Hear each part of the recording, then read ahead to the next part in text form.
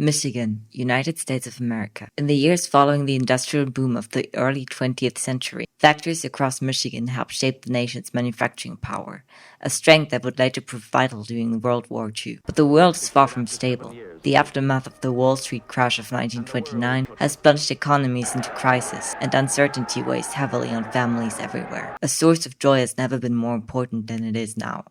Determined to bring happiness to children across the world, visionary inventor and family man Elliot Ludwig decides it is time to act. So, in 1930, he founds Playtime Co., a small toy manufacturer that would soon grow into one of America's most recognizable brands. Yet, despite the noble effort, his relentless dedication to his work places immense strain on his marriage. The relationship eventually collapses, and Molly Ludwig divorces him in the very same year Playtime Co. first opens its doors. Despite the personal loss, Ludwig refuses to abandon his dream. For nearly 2 decades, Playtime Co. struggles to truly take off. But that all changes in 1950 with the release of Poppy Playtime. Poppy Playtime! Poppy's as lovable as a real girl, and she talks like one too. Hi, my name is Poppy. I love you. A revolutionary doll designed to behave and interact with its owner in a remarkably human way. She's polite and outgoing, always wanting to look her best. The doll is inspired by Ludwig's own adopted daughter, Poppy, and becomes an instant success, finally launching Playtime Co. into the spotlight. That same year, the company begins offering factory tours to the public for just $2.99, allowing families to witness the magic behind their favorite toys. However, that success would not last. A decade later, tragedy strikes the Ludwig family when Poppy dies under mysterious circumstances. The loss devastates Elliot Ludwig, casting a long shadow over both the man and the company he had built to bring joy to children around the world. How does a man live with such a fate? How does one accept the finality of death? Unless death did not have to be final. What if life itself could be contained? Or even preserved?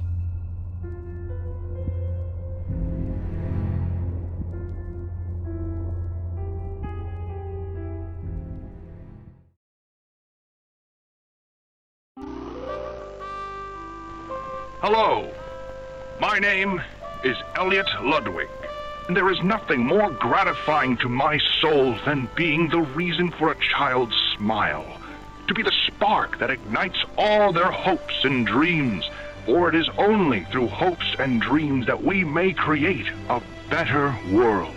That is why it is with enormous pleasure that as the founder of Playtime Co., I announce PlayCare. In 1976, Elliot Ludwig announces a new project to the public, PlayCare, an on-site orphanage funded and operated by Playtime Co., where employees are encouraged to foster and adopt children. The facility is presented as a charitable extension of the company's mission, bringing joy and opportunity to those who need it most. Within its beautifully crafted halls live dozens of children without families, children in need of love and support. PlayCare is depicted as a perfect place of kindness and hope. But within the factory complex, some begin to wonder whether the facility serves another purpose entirely. Among the children who arrive at PlayCare is a boy named Oliver, or just Ollie. Although he presumably comes from a violent past, Ollie is a helpful and clever child. His intelligence eventually draws the attention of Elliot Ludwig, and soon after, the Playtime co-founder adopts the boy. He promises to bring him somewhere better, a place where he will never be hurt again, but he lies. Ollie's story would never appear in a public record. Beneath its family-friendly facade, Playtime Co. secretly conducts unethical experiments far removed from general toy manufacturing. In a growing facility deep below the factory, scientists attempt to transfer human consciousness into toy vessels by merging organic tissue with mechanical bodies in pursuit of something they believe could defy death itself.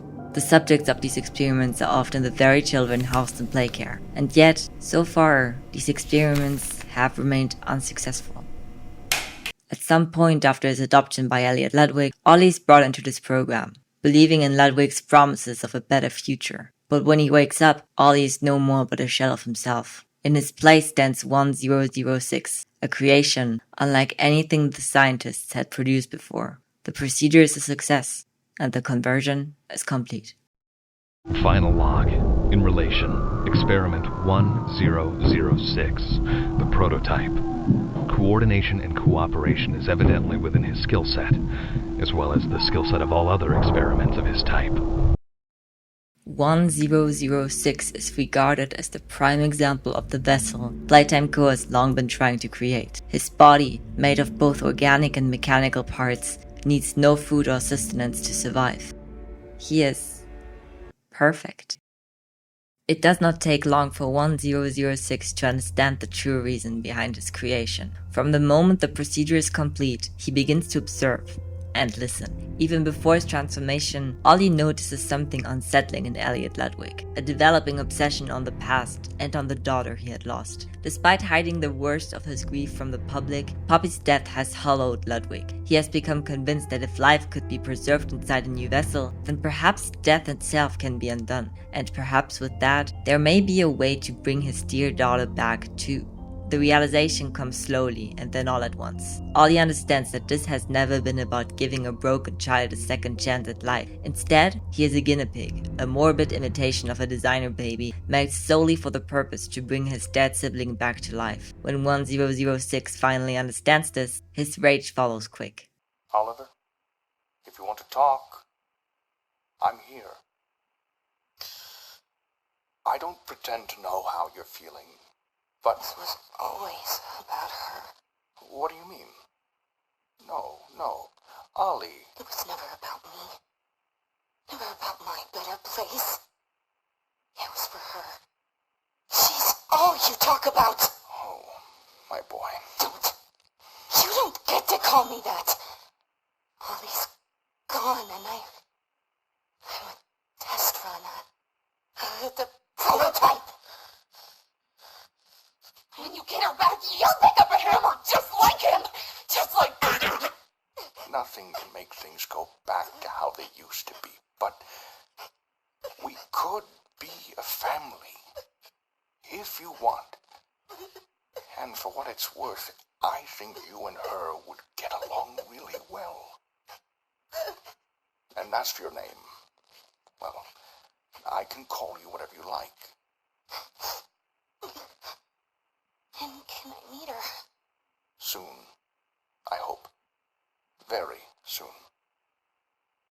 When confronted, Ludwig tries to calm him down. He insists that 1006 still has a place among his family, but at this point, something fundamental has already changed, and not long after, Ollie stops referring to himself by that name. Instead, he embraces the identity forced upon him, and born is the prototype.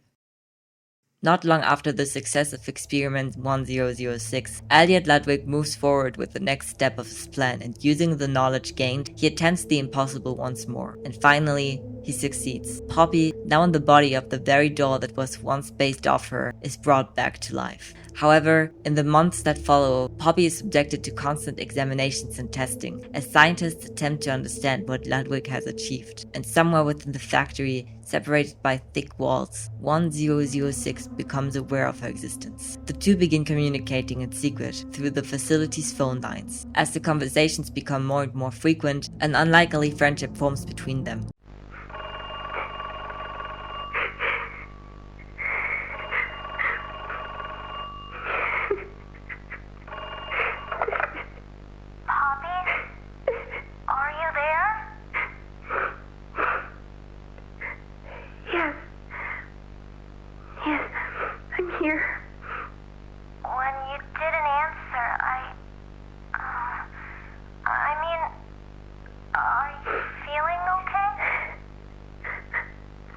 I'm okay. Really. Did the bad men hurt you? There's nothing more they can do to hurt me. Nothing more than what they've already done. Something's bothering you, Poppy. Something you need to talk about? I don't need anything tonight. Ollie, I just want to sleep. I think there's more to this. More that you're not telling me. There's not. I know what you're doing, Poppy. Talking like that. Don't think for a second that I believe it.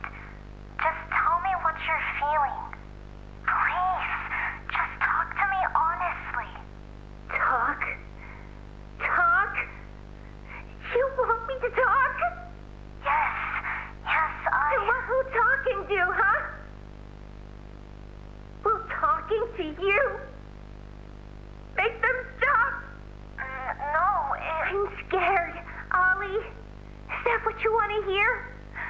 I'm scared, and I'm angry, and I really don't know what to do.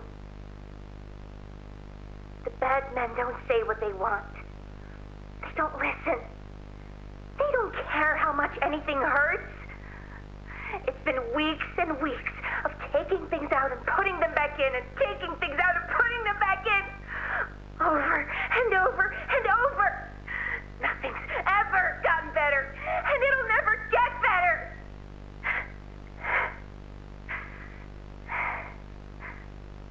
But you know what scares me more than anything, Ollie? It scares me that every time they do it, every time they peel me open, I feel it less. I hate them. And I hate him. And I hate... I'm nothing now, Ollie. No one. I'm a thing. And nothing they can do to me hurts more than that. You're not nothing to me. You're Poppy. And talking with you like this, I know it doesn't make any of what they do right. It can't. But it makes me feel like a piece of me is still here. No matter how small they try to make it. Next to all that, next to whatever they do, it means everything. I'm here, Poppy. For you, I'll always be here. But not long after Poppy's resurrection, tragedy strikes once again when, under mysterious circumstances, Elliot Ludwig passes away. Throughout his research, he had never informed the rest of Playtime Co. about the full extent of his experimentations. What was certain, however, was that in the years that followed, 1006's hatred for Playtime Co. only continued to grow.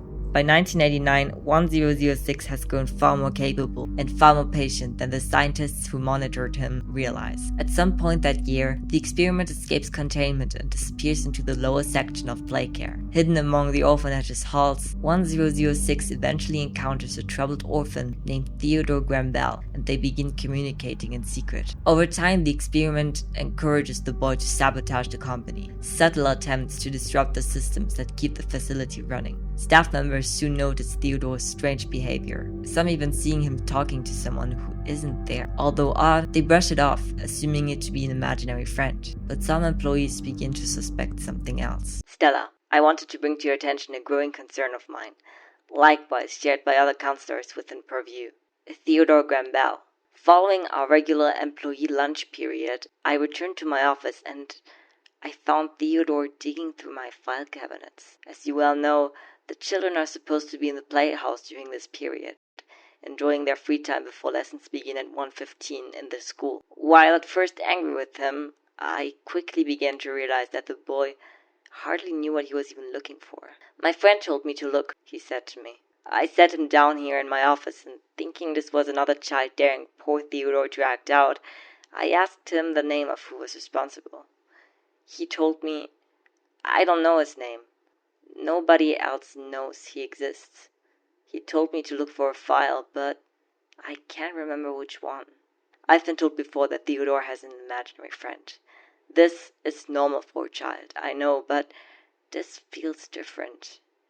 An imaginary friend asking him for something so specific is odd, and follows a worrying trend of behavior in Theodore noted by my staff. I'm going to pull Theodore into special counseling sessions each evening to see if there is a deeper reason or motivation for these actions. After all, an imaginary friend can be created for any number of reasons. Theodore is a troubled boy, but we're committed to helping him in whatever way we can.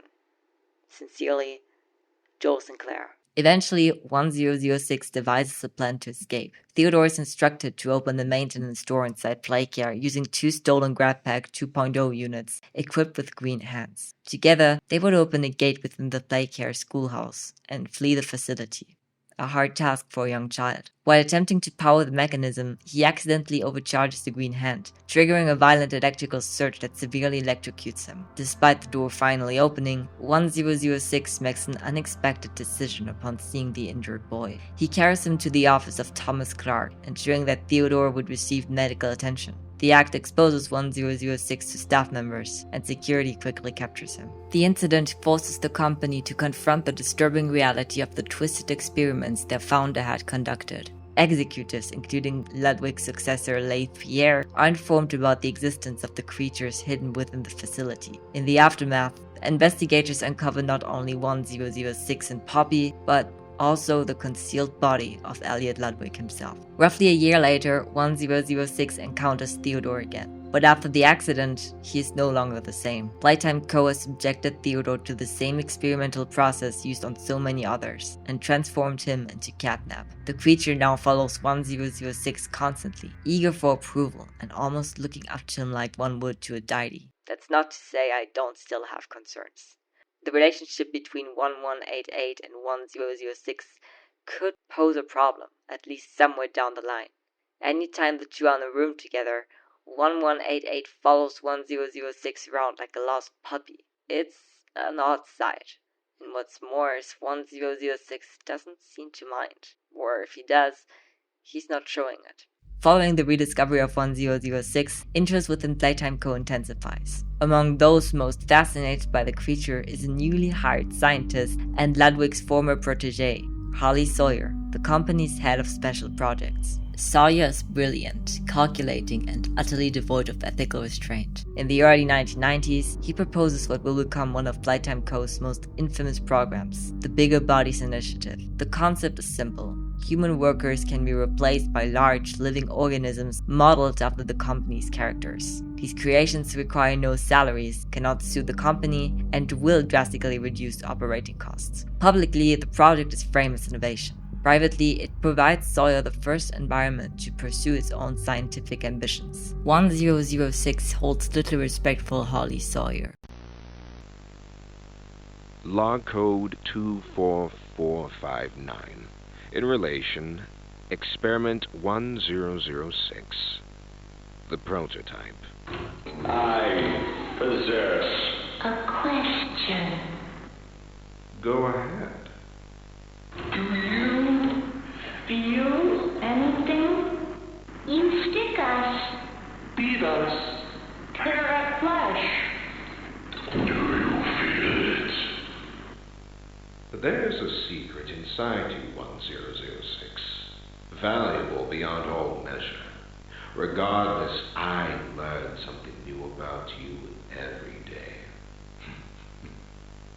Thank you. You thank me?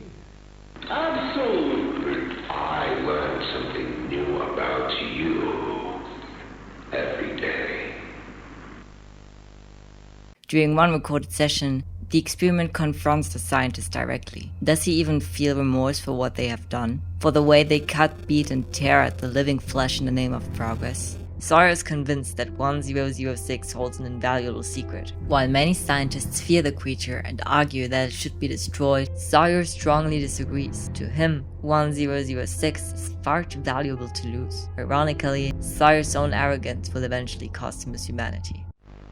This recklessness has to stop. The doctor has no regard for the safety of this facility or its staff. Or the children in PlayCare. I've tried to set boundaries with him. He doesn't listen to me. He doesn't listen to any of us. Not really. Not anymore. And he's behind schedule. Playtime may have turned a corner financially, but that doesn't change the fact that his Bigger Bodies initiative is still a money hole. The guy's gotta go, Leith. And how do you suggest we do that? This wouldn't be the first time we made someone disappear. We can't kill him, Eddie. Why not? Because, like it or not, we need him. Eddie's right, though. Sawyer can't keep leading this project. So we just ask him to step down? Take a demotion? No, but... I'm not disagreeing. Huggy Loose in the Woods, that business with CatNap, the whole Stoll thing. And half a dozen other incidents. Right. And all of that pales in comparison to the theater incident. I don't even want to talk about that. So, we can't kill the son of a bitch, but we need to knock him out of the equation. What do we do?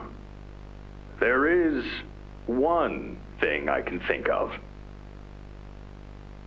After repeated failures, Laith Pierre ultimately betrays him and Sawyer is subjected to the same experimental process he has inflicted on so many others. Even then, however, his mind remains useful. Though no longer human, Sawyer continues advising the company's scientists.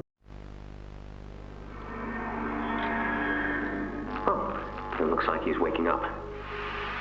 Where am I?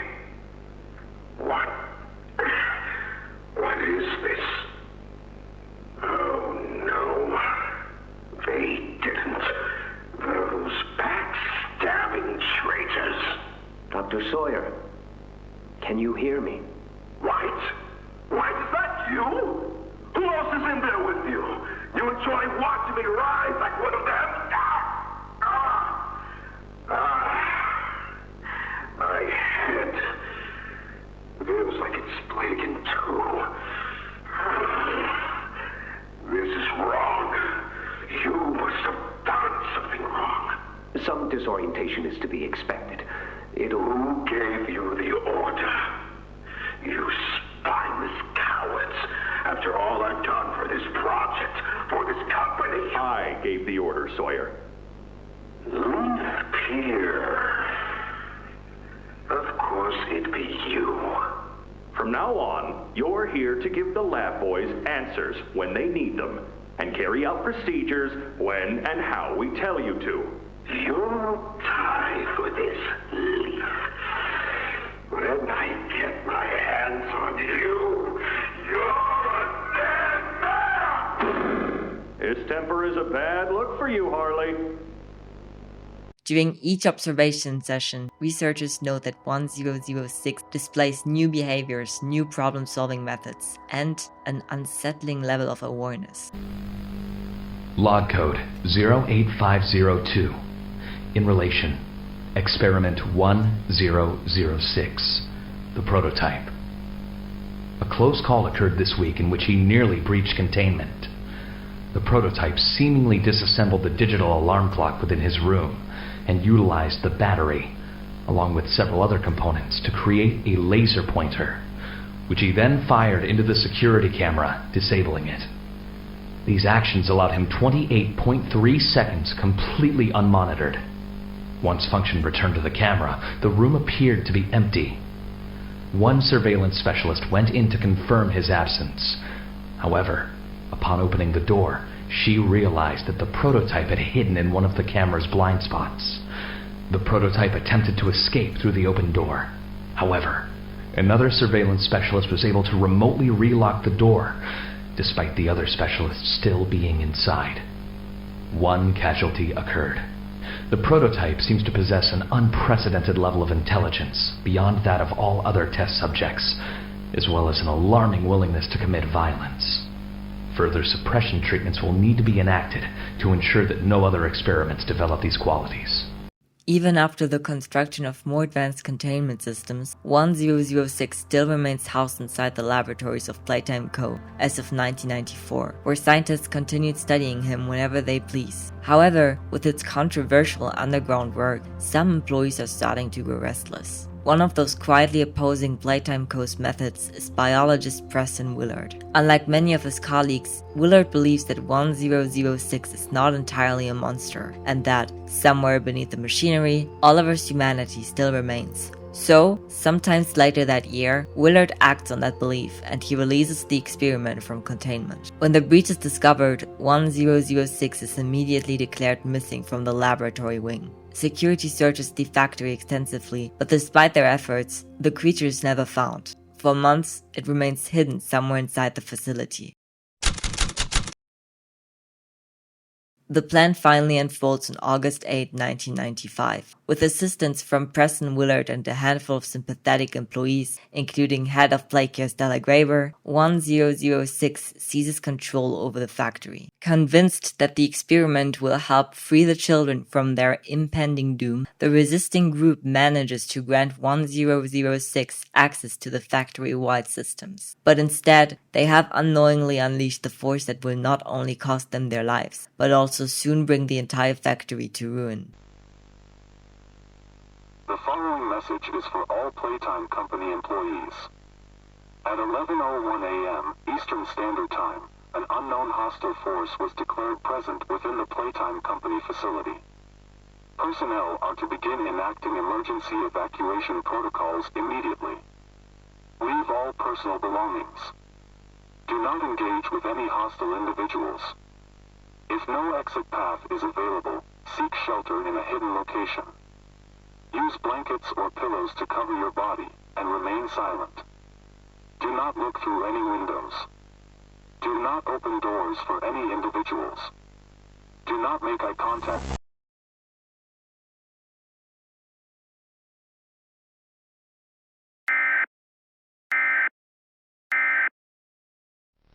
At 11 a.m., the living toys, results of the Bigger Bodies initiative, rise against the humans who have created them. Scientists, workers, and staff throughout the facility are attacked simultaneously as chaos erupts across Playtime Co. While some employees are distracted transporting Kissy Missy to PlayCare, the rebellion spreads rapidly. Under the influence and direction of 1006, who promises them freedom, the experiments slaughter the adults and researchers who had once controlled them. When the violence finally ends, the factory is silent. The surviving toys gather beneath the facility where 1006 reveals the truth.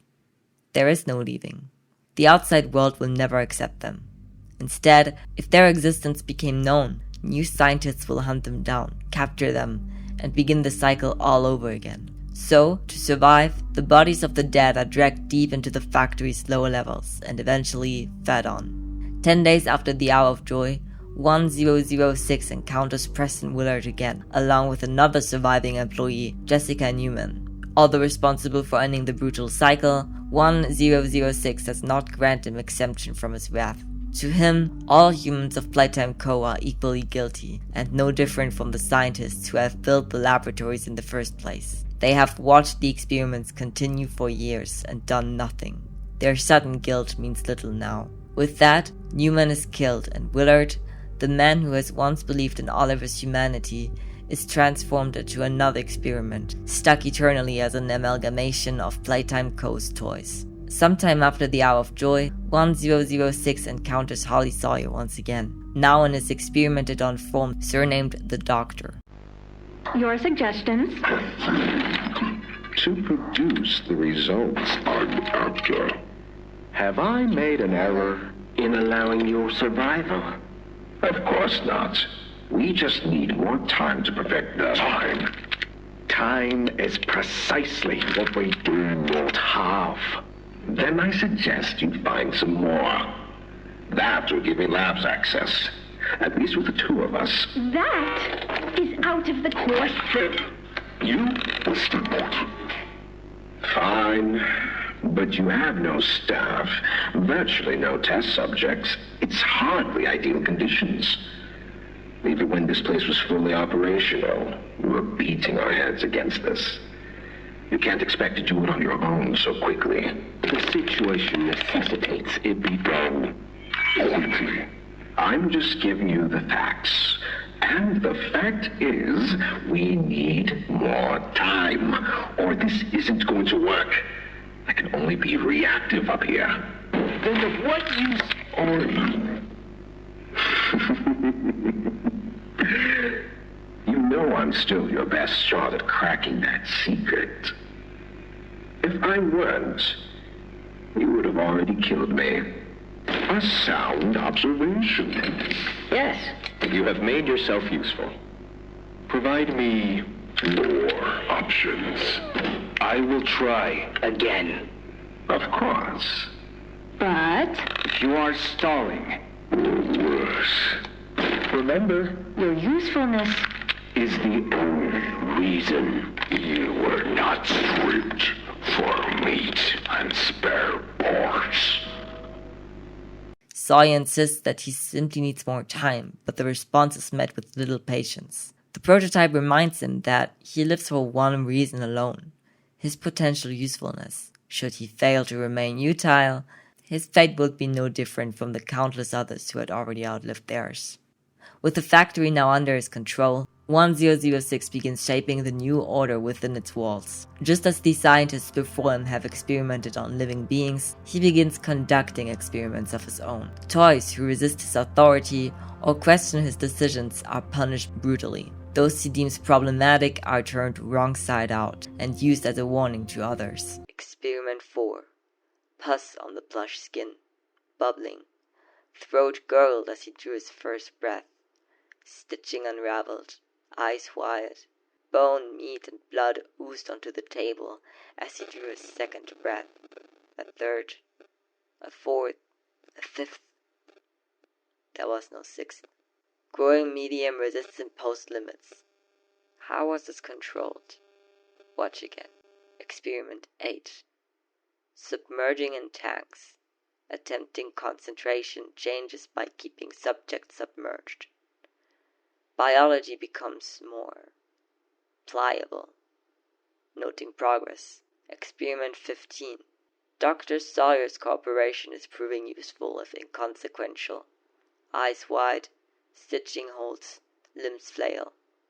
It burns, he shouts. I watch. Learn. Blood spills from his mouth. Eyes turn to glass. I split him open from the back and find it all gone. Muscle, bone, and the growth medium. The negation formula proves equally as difficult to control. It consumes. The growth medium desires to grow, and the negation formula desires to destroy. Experiment 28. Medium bonding. Negation formula controlling the growth. Her stitching holds. Eyes flicker with life. Fingers sliding on the table, feeling the cold metal. Who am I? She asks. Who are you? A giver, I tell her. A friend. And you are Gabi. She repeats the name and closes her eyes. Experiment 34. They live. They breathe. They walk and talk. But I'm still no nearer infinity. I won't be alone.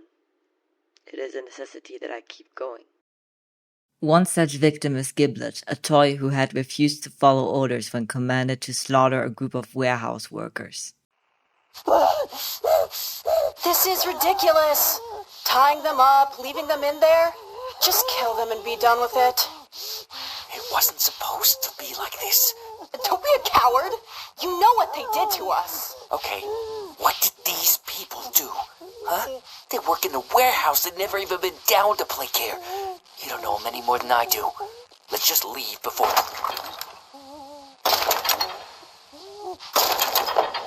Survivors. In there. He tied them up. Why? Because he's soft. But this isn't... I can't. I just can't. You can. You have to. No. No, I... They can't leave. And they can't stay. But I never wanted this. Want is inconsequential. We agreed. We do this. Together.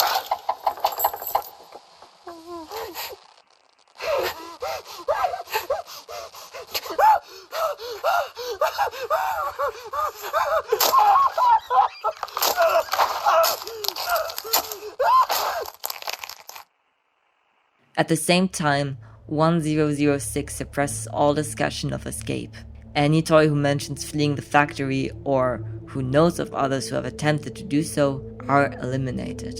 Eventually, Resistance begins forming among the toys themselves. The growing conflict that follows will later be known as the Toy War. At one point during the struggle, 1006 confronts Poppy as she hides in her room, not knowing she's facing the very same friend she calls Ollie.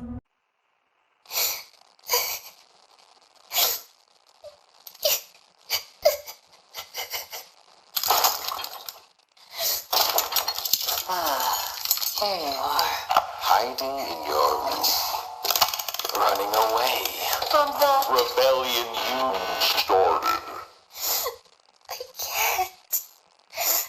I can't be who they need. I'm not. I didn't ask for them to look to me. But I failed. It scared you. And so you ran like a child. Prototype, stop this. Please. You wanted something better, but if you don't let the orphans go, you won't get it. Don't you see that? Even if you kill me, you'll be fighting the others for years. Please, just let them go, and no one else needs to die for either of us. Please. Everything dies, Poppy. Everything except us. You refuse truth. You refuse reality. Your orphans can never go free. Otherwise, we'll be left with nothing. And infinity will be lonely. I know only one way to make you see this. No! No! Prototype! Please! Stop!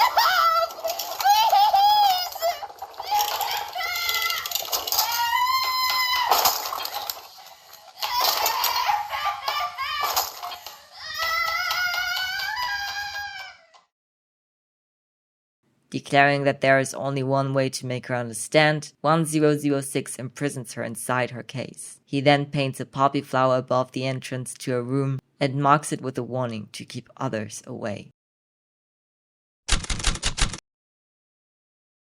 10 years later, some toys manage to organize a resistance. Led by Doughy the Dough-Man, a group of survivors establishes a hidden refuge known as the Safe Haven. The sanctuary is meant to keep them beyond the reach of the prototype's rule, but Doughy knows 1006 is breathing down their necks. Again and again, he attempts to break into their hideout as the threat escalates. A couple of months later, you receive an anonymous letter asking you to return to the abandoned facility of Playtime Co, where you once worked. For some mysterious reason, you were absent the day the massacre took place and survived. Haunted by guilt and the memories, you decide to return. The halls are empty, and the facility is marked with traces of struggle and death. To your surprise, the toys are still here, and as you delve deeper into the dark depths of your former life, somewhere in the darkness below the factory, 1006 is waiting. Hi, hello, my name is Mo, and thank you very much for watching this video. This video took a long time to make. I started writing down notes after playing chapter 5, so about 2 weeks on and off. And it was pretty fun actually. I really enjoyed doing this. If you found this channel through this video, consider subscribing, consider liking. I'm trying to reach YouTube partnership at the moment, so it would really mean a lot if this worked. And with that, I like to say thank you very much for watching, and I hope I'll see you in the next video.